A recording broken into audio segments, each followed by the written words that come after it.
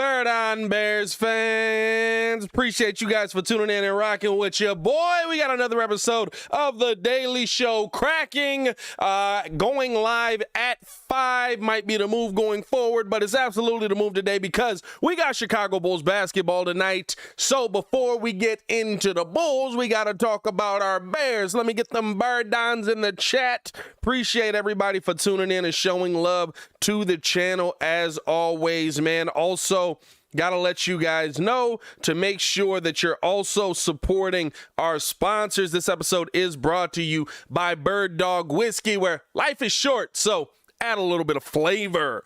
That's what we want to do here, man. Check the link in the description below to support Bird Dog Whiskey. Appreciate you guys for pulling up for another episode, right? We got press conferences to get to. Luke Getsy talked today. Coach Williams talked today. Coach Hightower talked today. So definitely want to get into those. Justin Fields talked today. Probably won't get into all the coaches today. Maybe just get into Getsy and a little bit of Williams. And then we want to hear from Justin Fields, and Roquan also spoke as well. So hearing from those guys, more important. Like, I love Hightower, right, for the great question, but we gotta, we gotta move with what we got out here, man. We gotta go with the important parts right now. And then, of course, answering the main question on the table, right? There's been a lot of talk around a guy like DJ Moore coming to the Chicago Bears, especially with everything that went on with the Carolina Panthers, firing Matt Rule yesterday. And so they're essentially becoming a rebuilding team. And so now the question on the table is, should the Chicago Bears be in on DJ Moore? And I'm going to tell you why the Chicago Bears actually should take a deep look at DJ Moore. I mean, a serious one, right? Especially just based on what we have going forward. So let's jump into the show today, man. Appreciate you guys for showing love. Let's start with the question, right? Why should the Bears be looking so deeply at DJ Moore? Do you feel like the Bears should look deeply at DJ Moore? I know on the video I dropped today, right, there was a lot of people that didn't believe the Bears should be going after a guy like DJ Moore. They felt like, hey, he's very similar to some pieces we may already have here. They felt like Velus Jones can turn into him. They felt like, right, like you got to allow Darnell Mooney to take this step. So I understand kind of both sides of it, right, where Bears fans are saying you don't want to give up draft capital for a guy like DJ Moore. Excuse me. But here is my point with it, right? And the reason why I think the Chicago Bears should really take a deep look at DJ Moore. When you're talking about the money that the Bears are going to have next season, we're talking about the free agency money. We're talking about, okay, what are the Bears realistically going to be able to go out there and get? How are they going to be able to fix this wide receiver position, right? There's two things that have to be available. One, there has to be a want to from other people to come to Chicago and want to be here, right? Like, if you're going to win in the free agency market, you have to have a guy on your team that you feel like, or you have to have a guy in free agency that you're eyeballing that you feel like, hey, this guy wants to be a Bear. He's going to want to be here now. But the other thing that comes with that is the guys that you can actually go out there and get. And what I need Bears fans to kind of understand is you might be trading for a guy that you want to be a serious guy anyway, instead of going out there and getting a DJ Moore. And at this point, right, like with how the free agency market is looking, you might be trading for a guy that's not as good as DJ Moore, or you might be waiting for free agency to get here, and you might end up going after a guy that's not as good as DJ Moore is right now. Right? And so here's the thing to me, not to say that I want to give up on these guys, not to say that I want to see the Chicago Bears lose these guys, not to say that I want to see the Chicago Bears go out there and give up draft capital. I think the best situation for them would probably be if you guys, and I'll talk about the trades in here as well, if you guys didn't see the video that we had where I was breaking down kind of what trades I was looking at that I felt like, okay, hey, let's get this guy, let's not get this guy. You have to also, or let's give up this guy, let's not give up this guy. You have to also look at what's on the market, right? Here's your free agency pool next year. Nelson Aguilar. DJ Moore better? Sterling Shepard, is DJ Moore better? DJ Chark, is DJ Moore better? Randall Cobb, is DJ Moore better? Marvin Jones, is DJ Moore better? Julio Jones. DJ Moore might not be better there, but like, is DJ Moore younger? And then you get the guys that are actually already here. Alan Lazard, N'Keal Harry, right? Then you start to see some guys that you already have on your team. So when you start to go through this wide receiver list and really break down some of the guys that are going to be on here, you have to ask yourself, are you putting yourself in a better position with what's coming next season by waiting for what's coming next season? Or are you in a better position right now if you just go make this deal?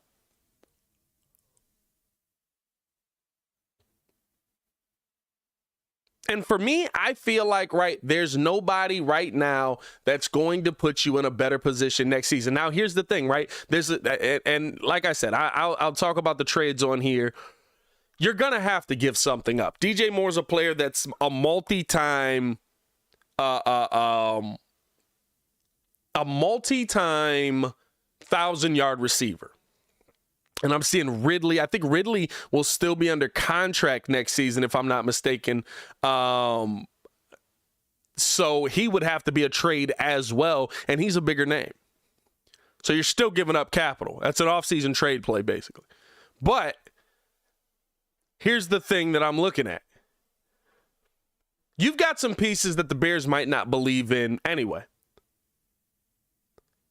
You've got some pieces that the Bears might not look at anyway right now and say, hey, no, this is going to be a piece for our future. Unfortunately, they're pieces that I think many of us believe can play. Right? I broke this trade down earlier today. I thought it was an interesting one, right? You go out there. Unfortunately, it requires you to give up Tevin Jenkins. 2023 fourth, 2024 third. You get DJ Moore.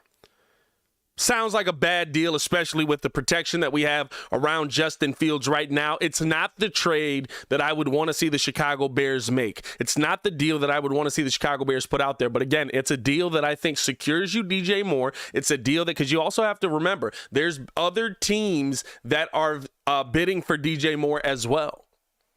There's other teams that are looking to go get DJ Moore as well.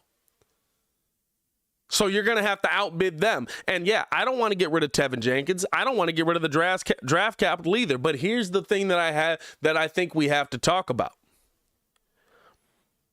Whether we want to give these guys up or not, Ryan Poles seems to have made his decisions on what he thinks of these guys. Matt Eberflus seems to have made his decision on what he thinks of these guys, right? Like, listen, I don't want to give up Tevin Jenkins. I don't think that it's a great deal. But at the end of the day, the Chicago Bears don't seem like they want Tevin Jenkins. The Chicago Bears don't seem like they want to use Tevin Jenkins. The Chicago Bears don't seem like we can want what we want, right? We can be in the comments and we can say, this is what they should do. This is what's going to happen. This is what we're going to. But at the end of the day, it's about what the Bears are going to do. And if you're not going to use Tevin Jenkins, see, right now, they have no choice but to use Tevin Jenkins. They're down a lineman. They have no choice but to put him out there to play. They're down a lineman. But when they had a choice, their choice was, let's not go with him. Sam Mustipher's the answer at center. We'll go Lucas Patrick at right guard. We'll go Cody Whitehair left guard. Right? So again, it's not deals that I want to give up, but if you're not going to use this guy in the long run, if you don't see this guy in the long run of your team, if Ryan Poles or Matt Eberflus don't see Tevin Jenkins in the long run of this team, then get me somebody that you do. Get me somebody that you feel like you want to use play in and play out. And that's why I brought up a couple of trades, right? Like, AGM said, am I still blocked? Nah, AGM, we can see your comments. Were you blocked? Did Kid block you? Kid might have blocked you. Can't even say that he didn't. Another deal that I thought about, right? And again, right, here's the thing for me. Why do we want to see the Bears using these guys or going out and getting a guy like DJ Moore? Because you have to ask the question, are you seeing the progression of Justin Fields and what's actually holding him back? Now, this isn't a decision that has to be made tonight. It's not a decision that has to be made this week, right? This is a trade deadline to me decision, unless somebody comes in and is about to put a deal on the table and swoop this guy up and you don't have a chance at him. And even then, right, like, I wouldn't be mad at missing out on it if the Bears did. But my thing is, if you have guys that you're not going to have be a part of your organization, then get something for them. Unfortunately, right, it seems like there are a couple of guys that can play, but if you're going to have guys that are a part of this organization that you don't want as a part of your organization, then give me something that's going to help Justin Fields. Give me something that you're going to utilize week in and week out to help Justin Fields.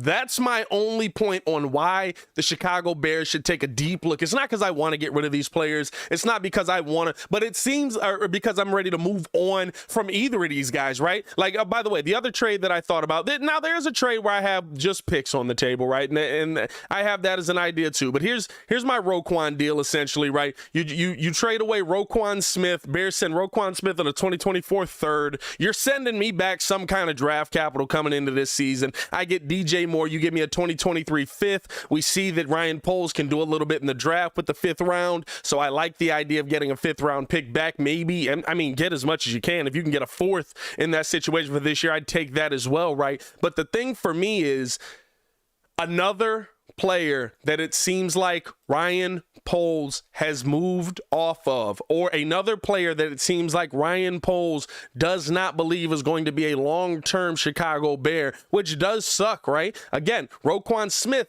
one of the better linebackers in the NFL. One of the better linebackers in the NFL.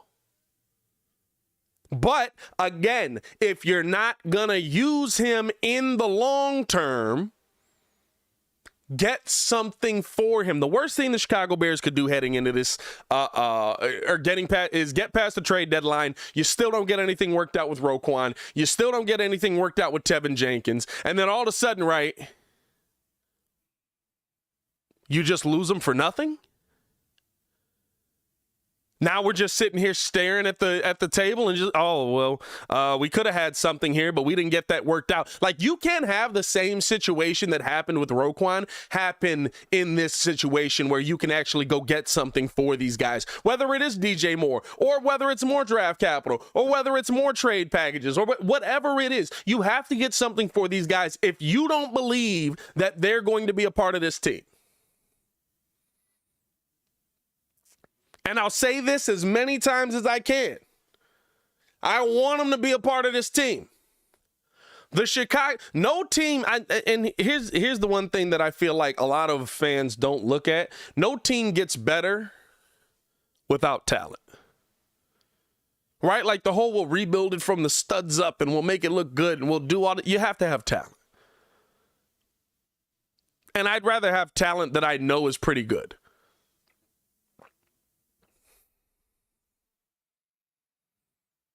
I'd rather have Roquan on the team, but if Poles can't get a deal worked out with Roquan doesn't want to get paid the way that Ryan Poles wants to get it done, right?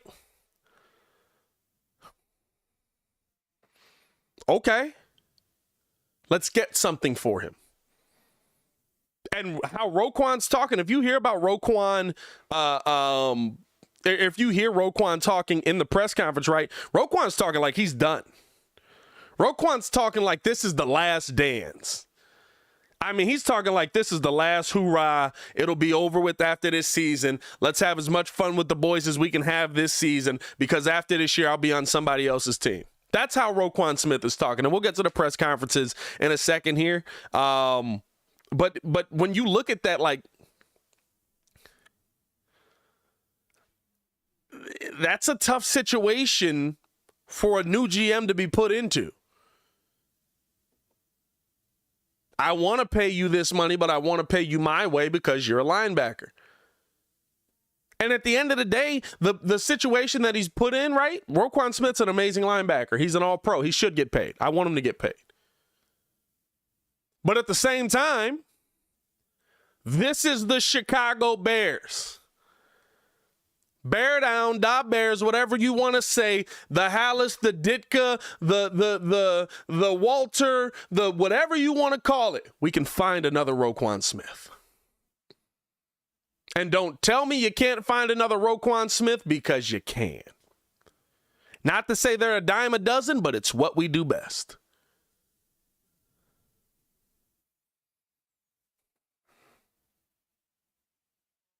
It sucks that we have to talk about it like this, but to me, right, at the end of the day, you cannot allow these guys to leave the building for nothing. Now, here's my best case scenario situation, right? Here's my best case scenario situation with going out and giving a strong look at DJ Moore.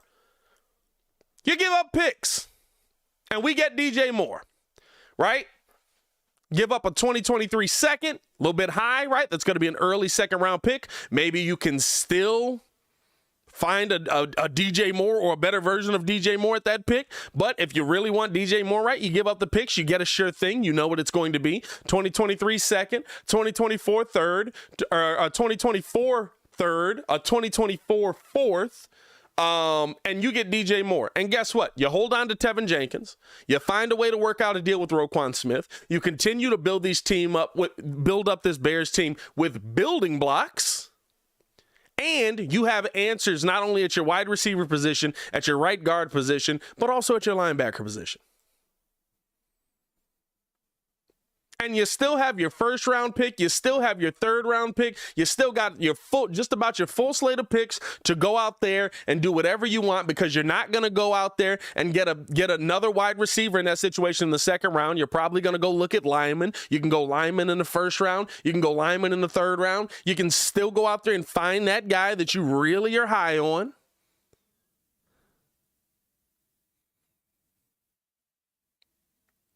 And to me, right, like, that's a situation where if Justin Fields continues to develop, guess what? Justin Fields is a solid quarterback. DJ Moore is 25 years old, 1,000-yard plus receiver.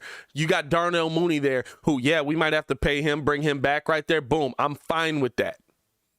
Now I got a solid 1-2 option. And best case scenario, N'Keal Harry works out. We re-sign him. He's your number 3. Or your number 1 or number 2, whatever he turns into, right? Like, but you have a legitimate receiving core. Now, those are all the if was a fifth, we'd all be drunk. But understand this. There's no linebacker you're going to go get in the draft by holding on to that draft capital that's better than Roquan Smith is right now. We can talk about, let him walk, let him go, he'll be done, whatever it is. Fine. But at the end of the day, you still got to develop that talent back into something that's comparable to Roquan Smith. You've still got to develop that talent that's comparable to something that Tevin Jenkins could be at that right guard position. Whatever player you get rid of, you've got to develop that talent. You can't just get rid of it, right? Like, there's got to be something that comes in there to replace it. And so if you get rid of that talent, you have to then go out and draft that talent to get that talent back. And yeah, we can find another Roquan. I'm not tripping on it, but it's got to become a Roquan. Roquan already is. You don't get better by getting rid of proven talent.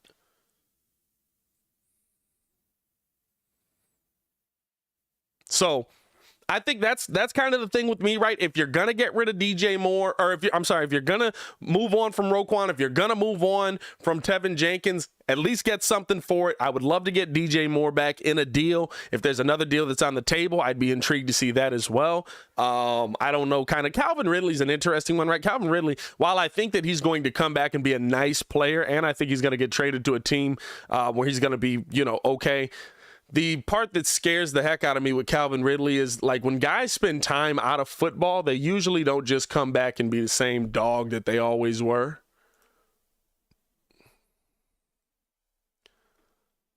And I think that's the part that concerns me a little bit with Calvin Ridley.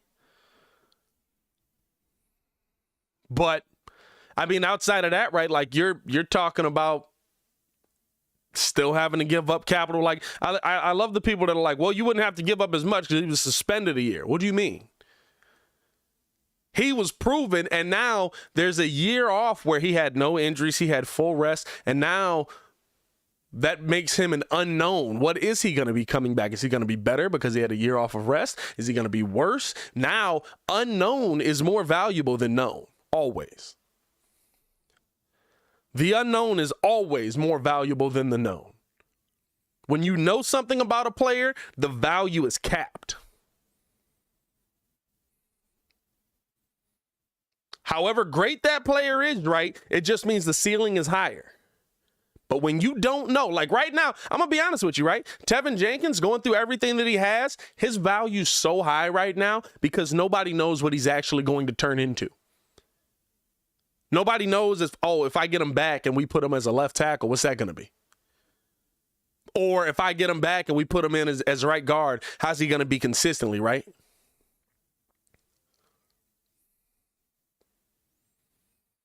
Tevin Jenkins has more value right now than he will ever have because of the unknown around what he will become. Once you know what Tevin Jenkins is, there's a cap to that. It can be a very high cap, but there's a cap.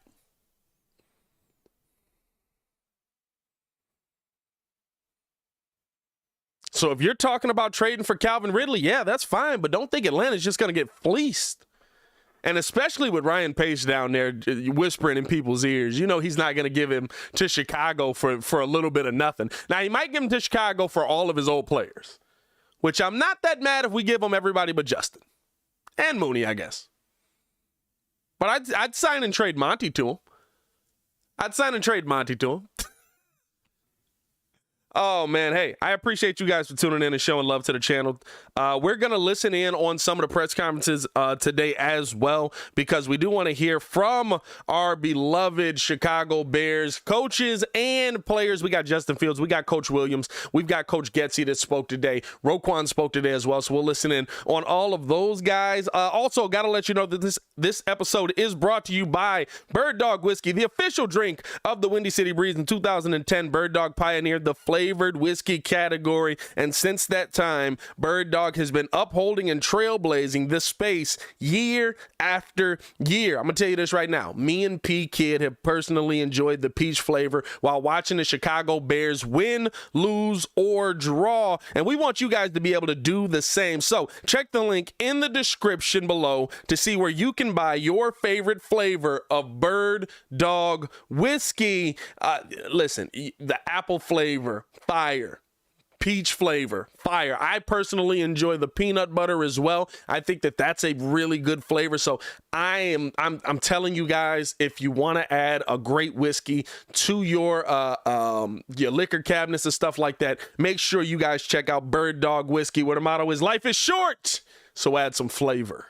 Let's give a listen in here. Appreciate you guys for showing love. If you guys are in here right now, man, hit that like button, subscribe to the page. We do talk Chicago sports daily on this channel. It's the only channel talking Bears, how Bears talk. If you want exclusive Chicago Bears talk, make sure that you guys are also subscribed to the Chicago Bears Breeze, where we get nothing, right? Like tonight, we're going to be doing Bulls live call. We're going to have Bulls post game. There's going to be Bulls and Bears, White Sox, all of that on this channel, right? But if you want just exclusive Bears, subscribe to the Chicago Bears Breeze. We break down a lot of stuff over there. You're going to get more of the short form content over there as well. So, and if you're in here, right, like I see you guys in here. It's so awesome to talk with you guys here. We got Quentin Adams in the building. What's going on, Quentin? Young Baller in the building, Raging in the building. AGM thought he was blocked. I don't think you've been blocked, AGM. Maybe you have. I don't know. Kid be blocking people randomly. Renewable in the building. Young Baller in the building. What's going on, man?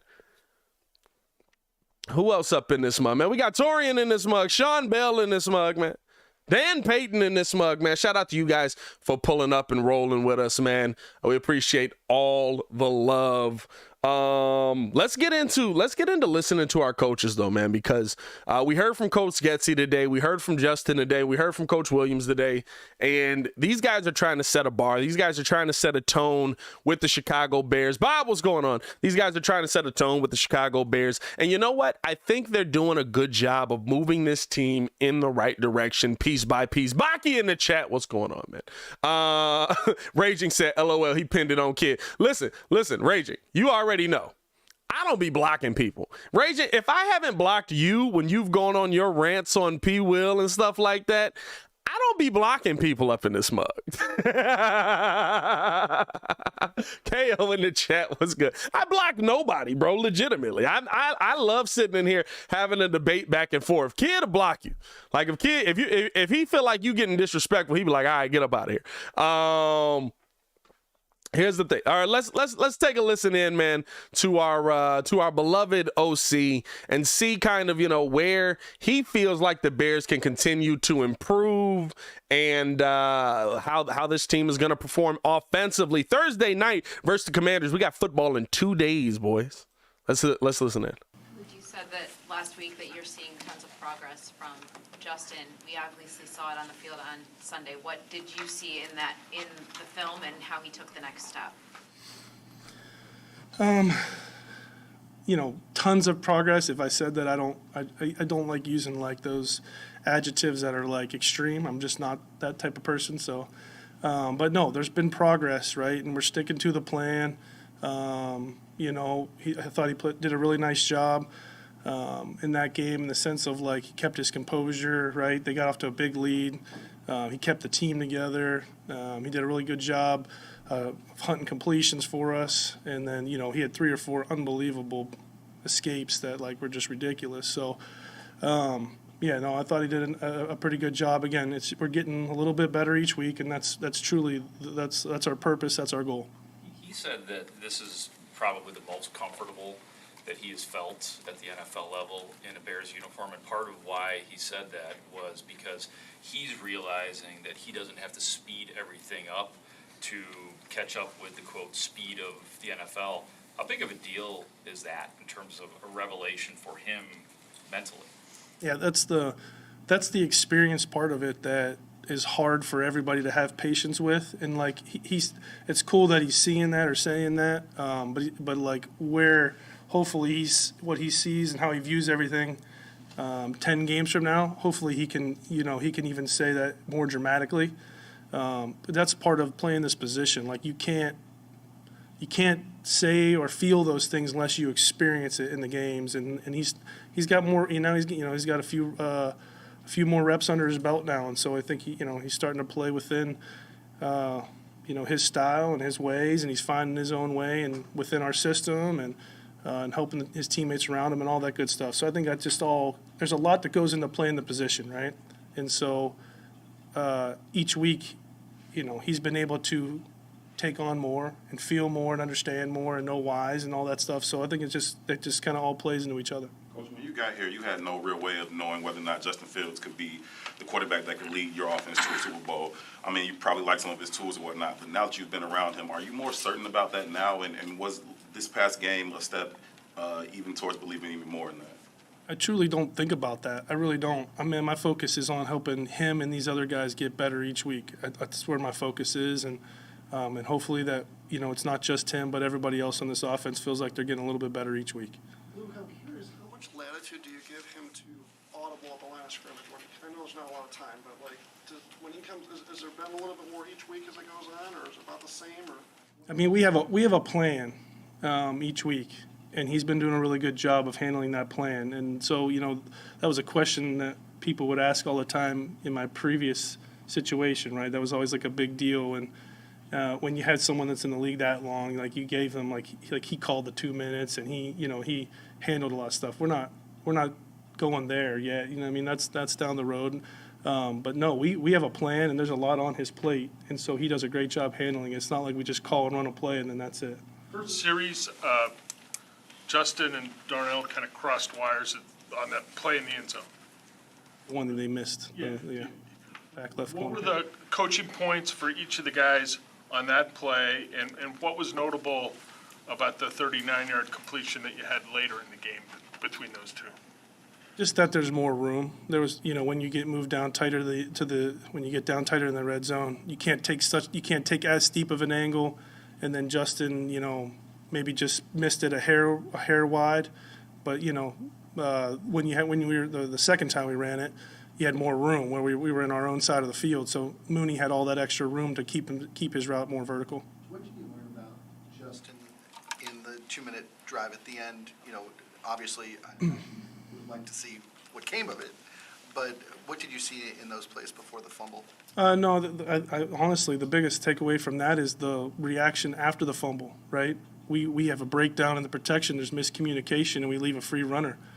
And, he ends up fumbling the ball, and we recovered it, and he got back up, and then there was more pressure, and he found a check down, and it went for whatever that was, 20 yards or whatever. So, to me, that's a really cool, moment for a quarterback that can compose himself after that, and then make a really nice play like that.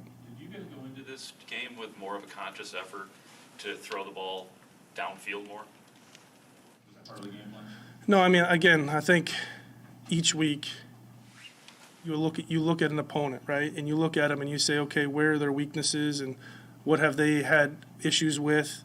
How can we exploit those? And then the second part is where are their strengths and how can we avoid that, right? And so throwing the ball deep necessarily against those guys isn't something you want to do a lot of because of those freaks they have up front. But we knew we had to do that in order to get explosive plays. And so, yes, it was a part of – I don't want to say it was more of a part of our plan, but it was definitely something we knew we had to do. Where's your comfort level in Keel, considering the lot of time that he had been sidelined? Yeah, no, he's still got a ways to go as far as being ready to rock and roll, but mentally, he's been locked in. He's been in the meetings and stuff, so he, mentally, he's a really sharp guy. This will be Justin's first Thursday game that he's playing in. Without the amount of practice time you guys usually get, what are the biggest challenges for him to prepare for the Washington team? I think it's what you just said. That's the hardest for anybody, right? It's the hardest for me in the sense of getting the messages across to the guys and delivering the game plan. We're doing double time today, where you don't usually have to do as much as we had to do today, and so they got to be extra locked in. That's been the message. So for him, it's the same. It's you got to really grind it out here, yesterday, today, and tomorrow, and then really let the game plan kind of settle in your mind Wednesday night. Where are you at in terms of getting his role expanding? I think you said last week that it's going to be a gradual thing, but where are you in terms of using him more, Velus? Velus has he has a pretty good role for us, and each week we'll find ways to where he can help us exploit a defense, just like we do all the guys on our side of the ball, not just him. Luke, what did you see from Justin in terms of sensing the pressure and just being able to stay in there and navigate it a little bit instead of taking off? Yeah, it's not like where we want it to be, and it's not good enough yet. But I think they're showing signs of growth there, and I think they're showing signs of being willing to sit in there and go through progressions and stuff. So he'll keep getting more comfortable. Every rep he takes, it'll feel a little bit better for him each and every week. You talked about being in the quarterback room, and is for a defensive head coach to be in with the quarterbacks, is that something that you expect to see often in the NFL? Sometimes it kind of feels like people work in silos, offense and defense, and what does that do for a young quarterback at this point of his development? I don't know if it's normal or not, but it's something that Matt and I viewed as really important. One, for I think head coach being on the same page and having a great relationship with the quarterback is critical. And the second part is his perspective for all of us, not just the quarterback, but for me. Throwing things at Flus all the time and saying this is how we're attacking them, and saying maybe he has a cool suggestion to help make it a little bit better. So it's a really cool dynamic. Luke, week to week, how do you build on progress when you're facing a different team? Like, the Commanders might be taking away things that the Vikings are giving you. So how much of the progress you made is kind of universal? Yeah, no, that's like our league, right? That's what we do. That's and a really that's good part question. of it, right? I think you don't just go out and say you're going to throw it 50 times. You don't just say you're going to go out and run it 50 times every single week. That's not real in this league. Everyone's too good. Coaches are too good. Players are too good. And so the progress is putting a plan together and guys being able to execute that plan. And if we can do that, that execution a little bit better each week, which it has. We had a game, New York, we had a bunch of mental errors, and so that wasn't good. And this week was way better across the board. So we just got to make sure we keep, getting better at all that stuff, that execution.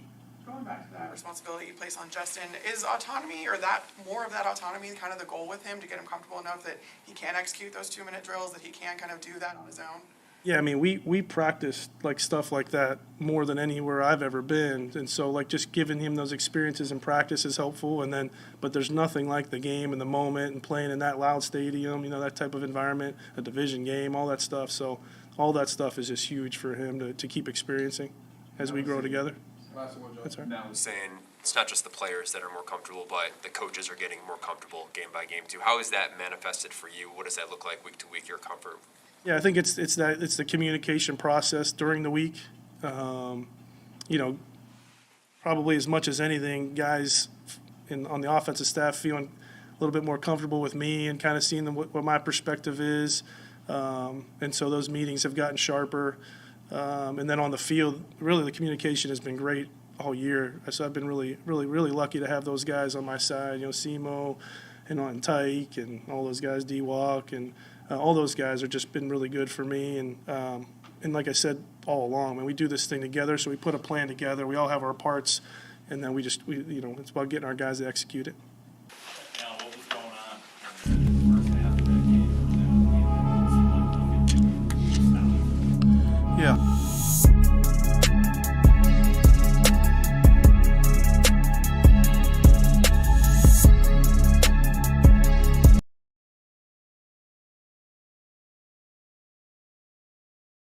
My bad. That's on me. Had the intro still queued up. But no, that was Luke Getsy essentially breaking down kind of Justin's progress, right? Like I'm excited about the progress that we're seeing from Justin Fields.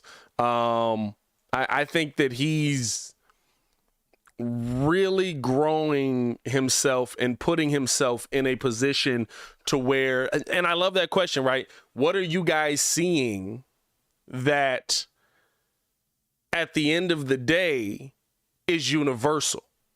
What are you guys seeing that at the end of the day is going to continuously put your team in a position to be successful? What are you guys seeing from Justin Fields that you feel is going to continue no matter what the defense takes away? I love that question. I wish I knew who these mugs were individually, just based off of their voice and stuff like that. But that's an excellent question, right? And I think that's the one thing to me that Justin Fields has to figure out, Luke Getsy has to figure out for this Bears team to be successful. What are the things that no matter what, Justin's going to be able to do? And you know what? Right now, it is to me. At the end of the day, Justin's the best athlete on the field 9 times out of 10. 9.5 times out of 10. And I feel like last week that clicked with him.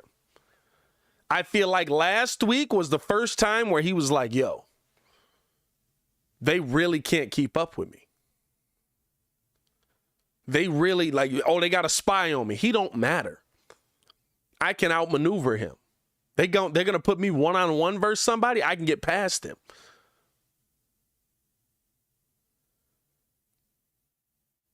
I think that's the biggest thing and here's the thing, right? Sometimes you just need a game-changing player.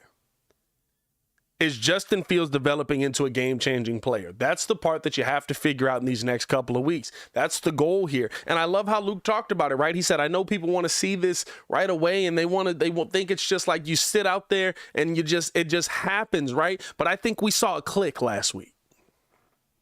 Doesn't mean the rest of the season is going to be the finished product, right? It doesn't mean that the rest of the season Justin Fields is going to turn into Patrick Mahomes. It doesn't mean the rest of the season Justin Fields is going to be a top 5 quarterback in the NFL. But what it means is that he's starting to understand what the league is throwing at him. And like Luke Getsy said, you have to have those game reps to get there. You have to have those in-game moments to get there. And Justin had to have those in-game moments while working in a system that isn't stupid. Right? Like, I really think a lot of people don't look at this as Justin Fields' knowledge-wise rookie year, right? Of course, it's not his real rookie year. Of course, he's got some NFL experience. He saw things last year that definitely put him in a position to be successful. But knowledge-wise, this is his rookie season. He's literally learning how the NFL attacks him in a system that makes sense. So now that I'm realizing that the system makes sense, now I'm realizing that the system's working in my favor, how do I manipulate the system when I know that I don't have the best talent on the field right now?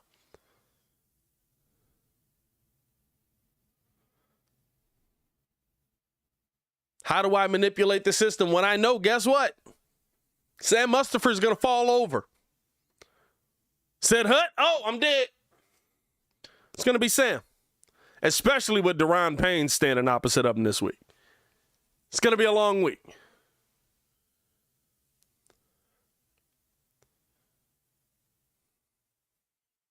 But you have to have those in-game moments. And guess what? It took 5 weeks for us to see the first step of progress.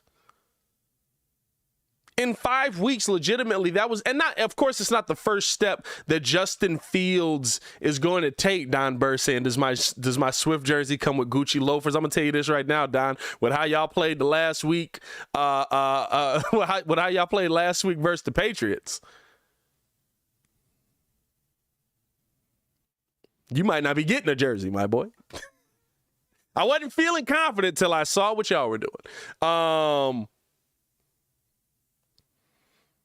But no, honestly, right? Like, you have to find a way for Justin to learn in the mess that he's in. And the Bears seem like they're doing that. That's what it comes down to. You have to find a way for Justin to learn in the situation that he's in. And guess what? If he can learn in this situation that he's in right now, imagine what he's going to be able to do when that situation don't exist. And honestly, here's the thing. At the end of the day, it's the NFL. Say we fix the offensive line. Say we go out and get Justin weapons. Say we get we keep the running game the way it is, right? All of those things happen. Justin Fields is in the perfect scenario. Now he's living the life, blah, blah, blah. Center gets hurt. Number one wide receiver gets hurt. Number one running back gets hurt. Those are the things you have to be able to navigate for you to have success. And guess what? There's some guys that they come into the perfect situation, and when they lose those pieces, they can't navigate that. You know why? Because the next guy's not as good, so they can't make him better. I'm not saying that that's going to be Justin. I'm not saying that Justin's going to be the rest of the season is going to be the end all be all for Justin Fields, right? But you're seeing growth inside the mess that we all know exists. It's like a rose growing in a street crack. You weren't expecting it, but it looks pretty good. That's what you have to continue on, and that's what we hope to see here this Thursday night. We got to take a look at the defensive side as well. Alan Williams' defense has looked terrible for most of the season, so let's give a listen into what his game plan is versus the, let's be real, offense in the Commanders that basically will say, I'll just give you this football and you kind of do what you want with it. So let's listen in to Alan Williams and hear what he was talking about with his defense this week. Yeah, execution. You know what? We just looked at some plays from that ball game, which we usually do the night after, but we wanted to make sure that we didn't overreact and took a good, long, hard look at that ball game, and still execution. They did make some plays, but I still would like to think it's more about us than it is about them. It's still about owning your gap. It's still about reading your keys. It's still about tackling. It's still about, doing those type of things more so than it is about them. And you know what, as a coordinator, I have to take some ownership of that too. That, I have to call a better first half to help the guys out. I do believe it's player and coach, coach and player. So it's both. What was the biggest adjustment that you guys made after that, after the three? Yeah, Pretty much. it's funny. I wish I could take you in there and show you the film, and that we just I'd like to be more entertaining for you, but it's still execution, running our stunts better, tackling better, forcing the football better. One of the things we said, we needed to set edges and stay alive on the backside, and we did that. And it's football is not rocket science. It's still about owning your gaps. It's still about blocking. It's still about tackling. We'd like to say it's doing the ordinary things better than anyone else. And so it was still the ordinary things. I'd like to say I'm a genius and I came up with something great the second half, but I didn't. Did you adjust at all, though? Morrow said there were some adjustments. They were playing, it was pitch and catch between the quarterback and Jefferson in the first quarter. 7 catches, 75 yards. And was there a minor tweak? Yeah, we played a little bit more too high defense, and but we did some of the, we took a look at some of the same plays first 3 drives, and then the last couple of drives before the half, and then coming out of halftime, and some of the same plays just executed a little bit better. So there were some adjustments, a little bit more of one thing than another, but not any big scheme type of things. When you say execution, what's a good example of how a play could have been better executed to negate it? Because it just seemed like Brad was saying, pitch and catch. It just seemed like he was throwing open receivers and pretty simple. So how can you execute better? Yeah. What's a good example of a play where better execution would have been? Yeah, well, one of the things we said with the receiver, we wanted to make sure that we put our hands on him whenever we could, and then underneath guys identify where he was and drop, so that when there weren't big open windows. We wanted to make sure, one of the things we say, hey, slow till you know if it's zone coverage. So that means the backers aren't at the line of scrimmage. They're waiting to see if it's run or play action. And if it's play action, they're dropping deeper underneath. So their eyes are correct. Corners, we want to make sure that they're getting hands on the receiver, and so they stay connected if it's an over route. So they're just execution type of things that the second half they ran the same play and we were more connected, had deeper drops, and it turned out to be a 2-yard gain. He checked it down to the tight end, and we tackled him for, I think, maybe 4 or 5 yards rather than 13 or 14 yards. You talked about taking some accountability for yourself. What are some of the calls that you want back? You know what? Every ball game there are a lot of calls. I talked to the guys today, and when we finish with a ball game and we may not have played the best we can, as a coach, my job is to make sure that I help the players. That's number one, that I can help the guys. And then so if there's a play that's not successful, I go, how can I help the guys be more successful? So with that, I probably should have called a little bit of too high a little earlier, help the guys out before they scored. We got down. So that's where I think, hey, Alan, help the guys out. Hey, like I said before, our guys are super I love that positive he talks in the third they look person. At me and they go, Hey, Coach, Alan, just tell us what to do. Tell us how to do it, when to do it, what to do. And our guys are fantastic about doing that. So if you have players that do what you ask them to do, ultimately the burden is on my shoulders, not the guys. Yesterday's injury report indicated that Jalen Johnson was able to fully participate. To get him back on a short week, what would that mean for your defense?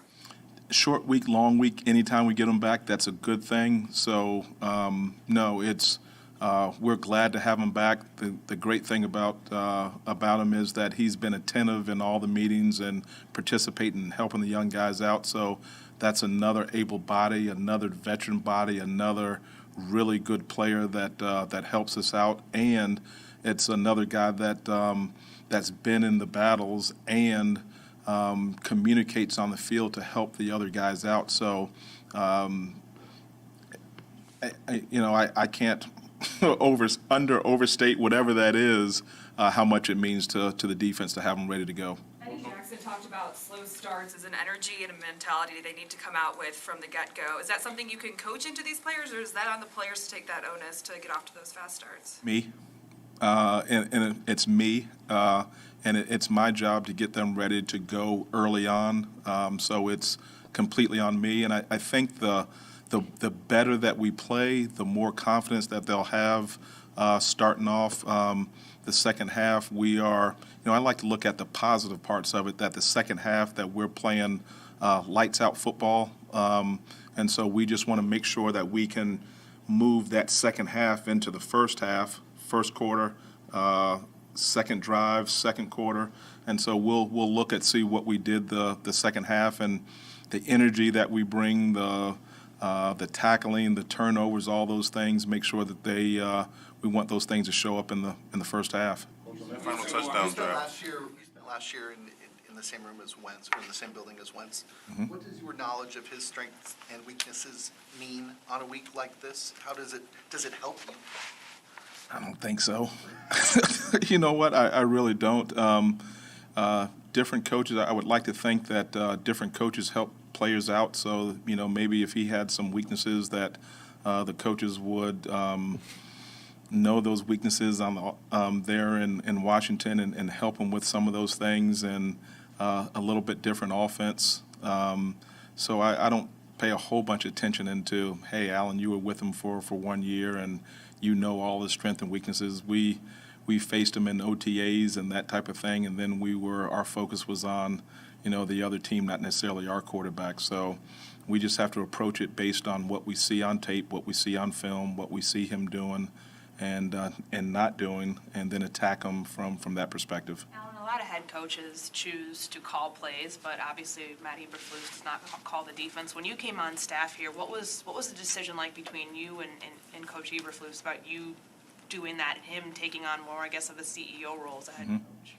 You know what? I'm not sure if there was a long dialogue about that. I remember that when he was in a press conference, they asked him about that, and we had a conversation after that. He said, hey, Alan, I want you to call it. I want you to put your stamp on it. I want you to do it. I want the guys to look at you, not to me, for confirmation for any of those things. And he said, go with it. And ever since we had that conversation, I appreciated that. He comes in. It would be crazy of me not to use his expertise because he has a wealth of knowledge from a coordinator, actually a experienced coordinator and a successful coordinator. So it would be crazy for me not to use his expertise, which we do. So even though I call it, I still would think it's a collaborative effort in terms of the things that we do. I still rely on Coach Eberflus a ton in terms of asking him, hey, how do you see this? What would you do here? How do you like this pressure? How do you like this coverage? What do you think? I'm always open to good information. On that last touchdown drive for the Vikings, what went into your inability to get off the field? Obviously, they converted some third downs, but what were the reasons why that drive continued? Yeah, you mentioned it. We have to get off the field better on third down, have to execute a little bit better when there are plays to be made. We have to make them. Good defenses will turn the ball over. Good defenses will come up with a sack. Good defenses will come up with a tackle. And we just have to find ways to end the ball game and not have to put the offense back on the field. I told the guys today again, we're the Chicago Bears. We need to end ball games. That's what great defenses do. And so that's what we're working for, and that's what we're working towards, and ultimately that's what we have to do. Did you get I like that one. I like that answer, Alan. I like that. I hate that he's talking to himself in the third person. I'm not gonna lie to you. Hey, Alan, this is on you, brother, and you know what I'm saying. And get it together, Alan. You know, Alan don't take no mess. Yeah, I mean, like. Relax there, Alan. Coach Williams, whatever we calling you at this point. No, here's the thing, right? At the end of the day, he said a lot of good things there, a lot of things that I agree with, right? And there's one thing that he said that I absolutely am calling cap on. He doesn't believe that he has an advantage or coaching against Carson Wentz, even though Coach Flu saw him every week last year, even though he saw him every week last year. Like, come on, dog. Like, you know that they're not helping this guy get better. We know, we can see it. Now, actually, if you look at Carson Wentz's game, right, it's not as bad as one would think, but that defense has actually been the part that has been cooked. I had to go look at some tape on them the other day, and Carson Wentz, while still giving the ball away, while still putting you in a bad position, hasn't been the worst player on the field, which is surprising to me. But at the end of the day, bro, like I think that that's something that does get me excited about this week, especially with the Bears coming in versus the Commanders, is that, guess what? We know what you guys want to do. We know what you guys, or how Carson Wentz plays. We know his tendencies. We know, and here's the thing that gets me the most excited. We know what we can do to get to him. And I mean mentally. I'm not talking about just actually getting to him, but mentally. Flus knows, okay, this coverage is going to cause him some issues. This coverage is gonna force him into some bad situations here, right? So, like, I think there's gonna be a little more of a give and take, a little bit more, especially in practice this week. There's probably a ton of like, hey, coach, what do you think is the best way we could play this? What do you think is the best way we can make this happen? What do you think we can? You know what I mean? Like, I'm calling a little bit of cap on that, but I mean, listen, the defense has to play better. They haven't been able to stop the run at all this season. They've been one of the worst running defenses, if not the worst. I believe at this point we are the worst defense when it comes to stopping the run in the NFL, right? They have to figure out how to do that. A good run is going to help Carson Wentz. And you got to get off of the field on third down. I believe the Vikings were 15 for 18 on third down. 15 for 18 on third down. Samurai J, shout out to you with the super chat, brother. It's all good, man. So, like you have to find ways to get the job done and finish the job. I love what he said at the end there. We're the Chicago Bears. We got to finish it. That's what great defenses do. Yes, you are the Chicago Bears. Yes, you do have to finish it. But here's the thing, and I think it's the biggest thing of all. You have to start it at the right time. It can't start at 2:30. The kickoff's at 12. This Thursday, it can't start at 8:15. Kickoff's at 7:30. You got to start it when the game starts.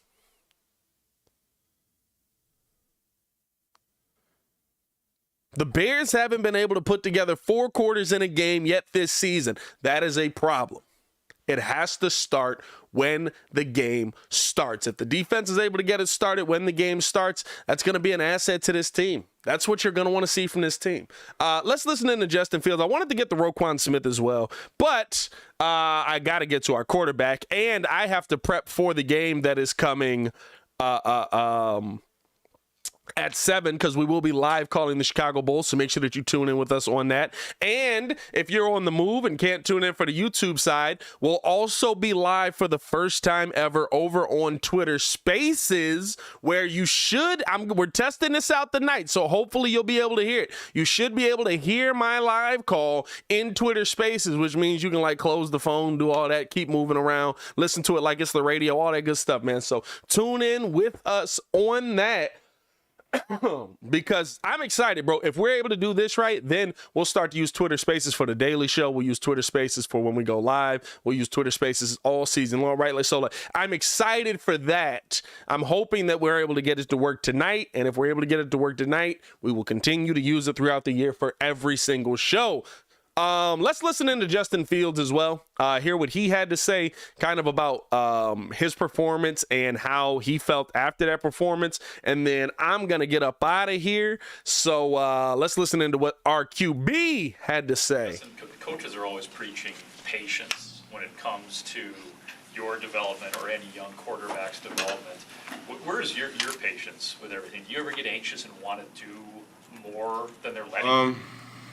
I don't think you can. I think, you can never rush a process. So there was a thing that we went over in chapel the other day, was just progress. It's taking patience, pursuit. What was the other thing? Patience, pursuit, and something else. But, that's one thing that you have to look at, when you just, your goal is to, just have progress all year. Progress takes patience. And, so definitely got to be patient for sure. Was this last game the most progress that you've had, do you think, in your head at this level? I think it was the most progress, results-wise. Of course, there's a lot of stuff you can learn from, having a bad game or missing stuff and missing like calls or missing, protection adjustments and stuff like that. But definitely from a result standpoint, yeah, for sure. What is the key to building on that moving forward? Keep doing the same thing we're doing. Stay process driven, making sure I'm, just doing everything right. And, just like I said before, just process driven stuff, protections and stuff like that. So staying on top of that stuff. Justin, you said something interesting after the game, and correct me if I'm misinterpreting or misunderstanding what you said, but you said to the effect of you realized you didn't have to speed up with guys coming in. You could play at your own pace and in your own rhythm.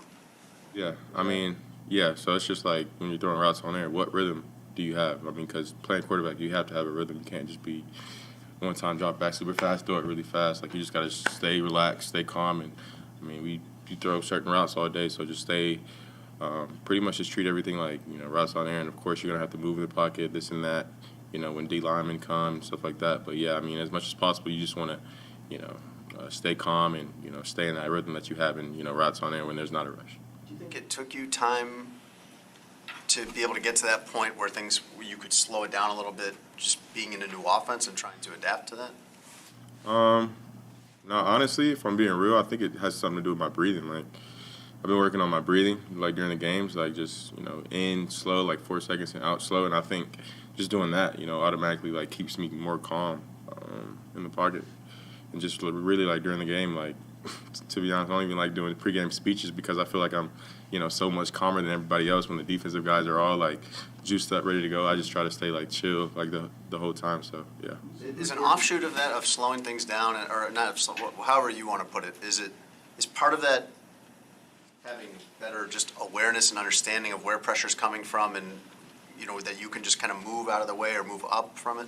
Yeah, just knowing when where your protection's going to, and knowing, if they do send a blitz, where's the weakness of your protection. And, of course, if somebody flashes through, you got to see that and just, have, like, just presence in the pocket, kind of just feel it out rather than, look at it, but just feel it out. With the breathing, when did you kind of learn that cadence? And Actually, yeah. So we have a yoga instructor come in. I don't know if y'all know, but we have a yoga instructor come in like 2 days before the game. So I kind of just learned it from her. Just staying like the breathing stuff, and it just allows you to stay calm and working out. So I try to just work on my breathing like as much as I can, really. Is it something you're doing between plays? Yeah, like literally between plays. Like after the long run, I'll come back and just like slow my breathing down, and I feel like it. I feel like I don't get as tired, like, in the game, too. So I think it definitely has a lot of benefits for sure. When did you start trying to put that into action in games?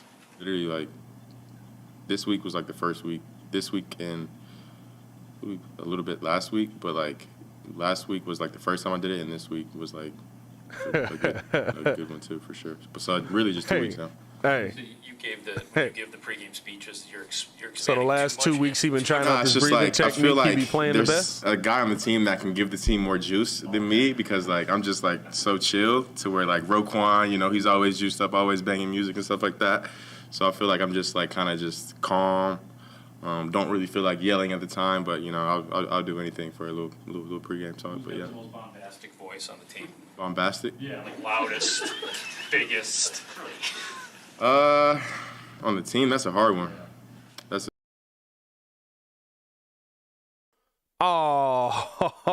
Oh, Justin's too young to know about Shaggy and bombastic. Oh, we old, y'all. We old. so that's a hard one to say on the team for sure. Justin, where did you get this chill, like this poise? Because that's one of the things Montgomery was talking about yesterday, was about, he said, you're so calm, you're so calm. He had no other choice than to be calm himself. Yeah. You know what I mean? So where does all that come from? I mean, you know, I think it came with time, to be honest with you. Just came from mistakes, you know. Like I said, like after the game on Sunday, it's just like last year I felt like sometimes I had to speed up myself or just be crazy pumped up because everybody else is. But, you know, I think playing quarterback, the more you can stay calm, the more you can stay relaxed.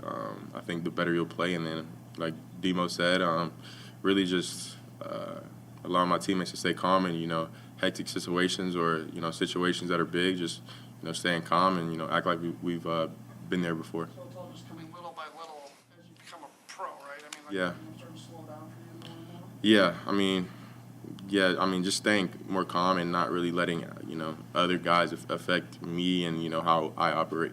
What does it do for the level of confidence, though, to see that things that you're doing between games is actually working, like turning on the tape and seeing that kind of progress? What does that do for your confidence? Yeah, I mean, it does a lot. You know, just, you know, seeing the stuff that we do during the week, you know, all the work we put in. So just glad to see progress, you know, week to week. And, you know, I mean, I think that just, you know, influences guys. Like when guys see me and Mooney staying late after practice, you know, hopefully that success, you know, during game day, you know, wants to make them stay after practice and, you know, get some extra reps in too. Do you see that performance Sunday as more so a step towards something bigger rather than like an arrival? I mean, yeah, that's not going to be the best I ever play in my life. So, yeah, for sure. Did you see a lot when you were looking at it? I mean, it was certainly your best game this season. When you were looking at it, did you Shout out see a to lot you, of things Jaden. that were like, oh, this could Appreciate you, brother. this could be even better, this could be even better. Like, there's a lot of room here. Yeah, I feel like there's always, you know, no matter how good you play, I feel like there's always going to be room to improve for sure. Justin, how are you approaching this Thursday night game, your first short week as pro, and just the things that change going in? Yeah, I mean, of course, shortened schedule, so, you know, making sure I'm on top of everything. Definitely studying more at home and, you know, waking up early before meetings and making sure I just review it a little bit. So, you know, really just the main thing, just, you know, making sure you're, you know, getting all your stuff in at home and, you know, making sure you're going to protections, plays, first, second, third down stuff, goal zone stuff, and, you know, just making sure you're ready to go ultimately by Thursday night. Very interesting things that we heard from Justin Fields there, right? Like he's talking about kind of essentially what he said in the long run, right, was, hey, I'm playing my game. For the first time, he was taking his time. He wasn't trying to be hyped, wasn't trying to play too fast. He was he was playing his game, and it felt like he was playing his game. That's what it comes down to. You've got to be you. You can't play at the pace that other people want you to play at. You have to set your pace. And it seems like Justin Fields is figuring that out. Again, figuring it out in a situation where it's not ideal. No matter what you say, the situation that he's in right now with Sam Mustipher playing center is not ideal. So to see him grow through that process is major. The breathing thing is interesting. I mean, to each their own right. Like, here's the thing. Every quarterback or every top player or every, you know, whatever it is, I see Muzz talking about Shaba and Shaggy. Hey, listen, I don't expect him to know Shaba. Shaggy, I feel like, is close enough, but he's also like well younger than me as well. So, but if you are able to develop through the issues,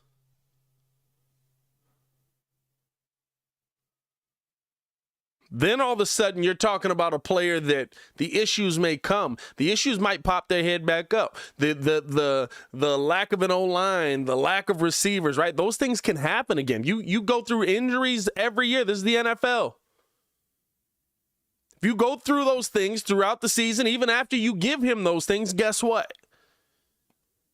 He has a place now where he can go to breathe, deal with it, figure it out in his own mind, and understand, okay, this is what I need to do to get the job done here.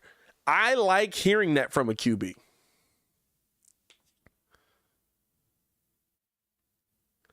I like hearing that from a guy that, hey, this is the thing that they asked Luke Getsy that question, right? What's the thing that Justin can do that'll continue no matter the situation? He just gave you something that he can do. Is it something small? Yeah, it might be to us, but to him, that might be the thing that recenters his game.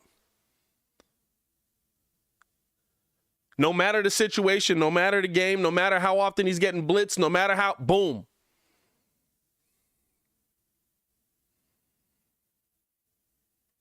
I'm going to take my time. I'm going to calm myself, and then I'm going to be able to go out here and play this game no matter what the scenario is. And it is interesting that the last 2 games that he's tried out this breathing technique, all of a sudden he's played better. And you know how athletes are, bro. If you've ever been an athlete, or if you still are an athlete, right? You know how we get. It's all about repetition, doing the same thing every single time. That's how you learn. To a certain point that it becomes instinct.